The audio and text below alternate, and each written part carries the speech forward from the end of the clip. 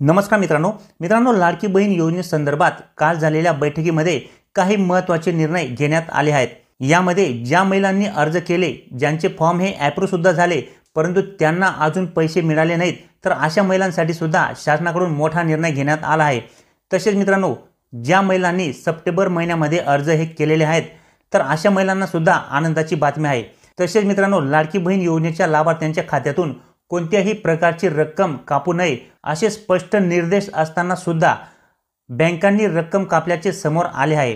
तर अशा ज्या काही महिला आहेत की ज्यांचे लाडकी बहीण योजनेचे पैसे हे बँकेत तर आले परंतु बँकेने ते कट करून घेतले, तर अशा सर्व महिला मित्रांनो की ज्यांचे पैसे बँकेत आले परंतु बँकेने ते पैसे कट करून घेतले, तर अशा महिलांसाठी सुद्धा आनंदाची बातमी असणार आहे।